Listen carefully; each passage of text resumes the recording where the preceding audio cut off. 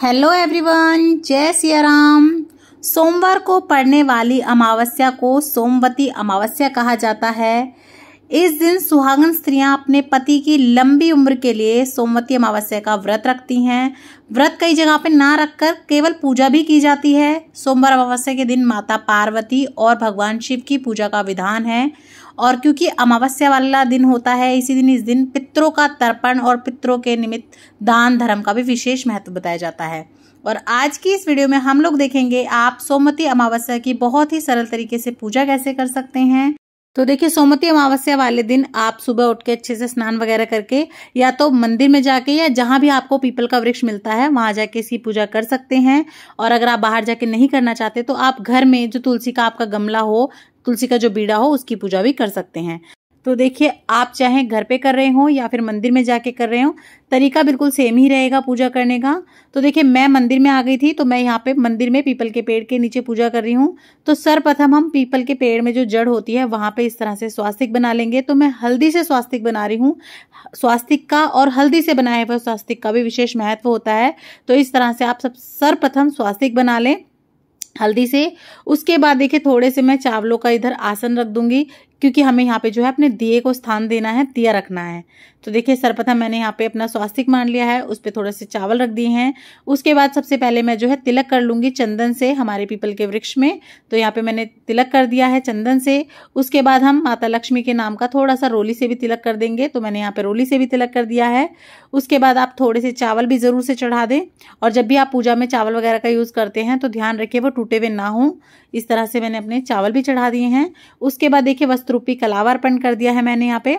और क्योंकि मेरे पास आज जनेऊ नहीं था तो ये जो कच्चा सूत आता है ना, इस तरह से आप इसे भी अपने हाथ पे 7 बार लपेट के इससे जनेऊ बना सकते हैं और वो चढ़ा सकते हैं। तो मैंने यहाँ पे ये जनेऊ बना लिया है और ये चढ़ा दिया है। और हमें परिक्रमा के लिए भी जो है कच्चा सूत चाहिए होता है, तो आप इस तरह का कच्चा सूत ले लें।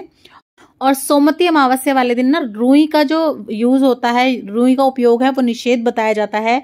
इसीलिए इस दिन जो है पूजा में आपको रुई की बाती नहीं लेनी होती। आप रुई की जगह पे जो है या तो कच्चे सूत से बाती बना लें या फिर कलावे से भी बना सकते हैं। बाती भी आप चाहें तो हाथ पे लपेट के इस तरह से जो है तार 108 रख के 108 तार रख के उसकी बाती बना सकते हैं। या फिर अगर आप इतनी नहीं बनाना चाहते तो कोई बात नहीं, आप 21 तार की, 11 तार की, 5 तार की, इस तरह से बाती बना सकते हैं। तो आप गिन लीजिएगा कितने तार हैं, उस हिसाब से आप बाती बना लें। तो यहाँ पे भी मैंने इस तरह से जो है बाती बना ली है। और कई लोग तो जो है ना सोमवती अमावस्या के दिन जो व्रत करते हैं या व्रत नहीं करते, पूजा करते हैं, वो इस दिन जो है रजाई गद्दे का इस्तेमाल भी नहीं करते सोने के लिए, क्योंकि उसमें भी रुई होती है और इस दिन जो है रुई का उपयोग निषेध माना जाता है। हो सके तो आप भी ध्यान रखें, इन बातों का ध्यान रखें। उसके बाद सर्वप्रथम आप अपने यहाँ जोत जोड़ लेंगे। तो देखिए, भगवान का मन में ध्यान धरते हुए सबसे पहले हम अपनी जोत जोड़ लेंगे। उसके बाद हम देखिए भोग लगा देंगे। और जो है ना मावस या अमावस्या वाले दिन खीर का विशेष महत्व होता है। तो इस दिन पितरों के लिए भी खीर जरूर से बनाई जाती है। और इस दिन जो है आप पूजन में भी या भोग में भी अपने घर पे खीर जरूर से बनाएं। तो मैंने भी यहाँ पे ड्राई फ्रूट वगैरह डाल के अच्छे से खीर बना ली है। साथ ही में मैंने गुलगुले या पूड़े बनाए थे तो मैं उनका भी भोग लगा रही हूँ। आप चाहें तो आप सफेद रंग की कोई मिठाई भी ले सकते हैं। अगर आपने खीर नहीं बनाई है तो आप उसका भोग लगा लें। और देखिए, यहाँ पे बहुत हवा चल रही थी तो कहीं मेरा दिया हो ना जाए, इसीलिए मैं इसे थोड़ा सा आगे करके रख दूंगी ओट में, क्योंकि जो है ना आपका हो सके जो जोत है वो होनी नहीं चाहिए जिस समय पर आप पूजा करते हैं।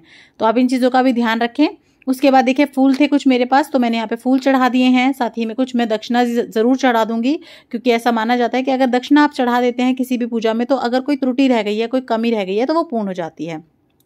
उसके बाद देखिए, आप चाहे तो कच्चे सूत से या फिर कलावे से इस तरह से परिक्रमा कर सकते हैं। थोड़ा सा एक जगह अटका दें उसे और उसके बाद आप हाथ में पकड़ के परिक्रमा कर सकते हैं। आप चाहे तो 108 परिक्रमा भी इस तरह से कच्चा सूत या कलावा पकड़ के कर सकते हैं। या फिर आप एक परिक्रमा तो इस तरह से कर लें और बाकी की परिक्रमा आप जो है बिना कलावे के कच्चे सूत के भी कर सकते हैं। दोनों ही तरीके सही हैं, आपको जैसा ठीक लगे आप उस हिसाब से कर दें। तो मैंने यहाँ पे एक परिक्रमा कर दी है इस तरह से कलावे से। उसके बाद देखिए, अगर आप पहली बार सोमवती अमावस्या की पूजा कर रहे हैं या सोमवती अमावस्या का नियम उठा रहे हैं तो आपको जो पहली बार परिक्रमा करनी होती है वो करनी होती है धान से और पान से, पान के पत्तों से करनी होती है आपको। तो आप पहले से ही जो अपने एक दिन पहले ही मंगा के रख लें। धान आप जाके बोलेंगे ना कहीं भी राशन की दुकान पे तो वो आपको दे देंगे धान और पान। तो आप चाहे तो 108 भी दोनों चीज ले सकते हैं, या फिर आप क्या कर सकते हैं 54 पान के पत्ते ले लें, 54 धान ले लें, तो भी मिला के आपका 108 हो जाता है। उसके बाद आप एक एक करके भी इसकी परिक्रमा कर सकते हैं और 108 आपको परिक्रमा करनी होती है। लेकिन आप किसी भी कारण से अगर 108 परिक्रमा नहीं कर सकते, जैसे आपको कोई भी प्रॉब्लम है, तो कोई बात नहीं, आप जितनी अपने हिसाब से कर सकते हैं, सामर्थ्य के हिसाब से, अगर आप 21 कर सकते हैं, 31 कर सकते हैं, 51 कर सकते हैं या 11 कर सकते हैं, उस हिसाब से आप परिक्रमा कर लें। तो आप जो भी चीज बांट रहे हैं, 108 आपने चीजें ली हैं, वो आप अपने हाथ में ले लें, गोदी में ले लें। और आप अगर कम कर रहे हैं तो आप इकट्ठे ही उनको हाथ में गोदी में लेके परिक्रमा कर सकते हैं, 11, 21, 31। और अगर आप 108 ही परिक्रमा कर रहे हैं तो आपने चीज पहले ही गिन ली होंगी, तो आप एक कोई है अपने साथ सामान गोदी में ले लें और नीचे कोई बर्तन रख लें। एक परिक्रमा जैसे आपकी पूर्ण होती है, एक चीज निकाल के उसमें रख लें। तो आप क्या करेंगे, उस हिसाब से आपको ना गिननी नहीं पड़ेगी आपकी परिक्रमा। उस बीच में आप अपना भगवान का कोई भी मंत्र उच्चारण कर सकते हैं। आप चाहें तो भगवान का कोई भी नाम रट सकते हैं। तो आपका इस तरह से भजन भी हो जाएगा, परिक्रमा भी हो जाएगी और आपको गिनती भी नहीं करनी पड़ेगी। और जैसे कि मैंने बताया कि अगर आप 108 नहीं कर पा रहे हैं तो फिर आप अपनी 11, 21, 31 जितनी भी कर सकते हैं वो परिक्रमा आप इस तरह से कर लें। उसके बाद जो भी आपने परिक्रमा के लिए सामान निकाला था, पहले तो वो आप पीपल की जड़ में जरूर रखें, एक बार उसे चुचकार लें। उसके बाद वो आप बांट सकते हैं, आप अपने घर परिवार में बांट सकते हैं, अड़ोस पड़ोस में बांट सकते हैं या गरीबों को बांट सकते हैं। तो आप इस तरह से कर ले। तो सबसे पहले आपको पान के पत्तों से और धान से ही इसे शुरू करना होता है। उसके बाद आप चाहें तो सुहाग का सामान ले सकते हैं, 108 चीजें या खाने पीने की चीजें ले सकते हैं। पर आप याद रखिएगा, जो भी आप चीजें ले रहे हैं, एक तो लहसुन प्याज वाली नहीं होनी चाहिए, मांस मदिरा से कोई रिलेटेड चीज नहीं होनी चाहिए।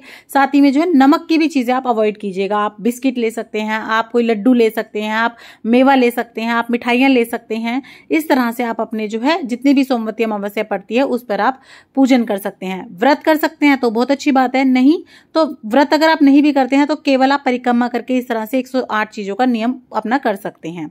तो इस तरह से आप अपनी सोमवती अमावस्या का नियम उठा सकते हैं, पूजन कर सकते हैं। तो अगर आपको वीडियो अच्छा लगा हो, मेरा चैनल पसंद आ रहा हो और वीडियो जरा सी भी हेल्पफुल लगी हो तो लाइक शेयर सब्सक्राइब जरूर करें और कमेंट बॉक्स में जय सिया राम लिखना ना भूलें। जय सिया राम।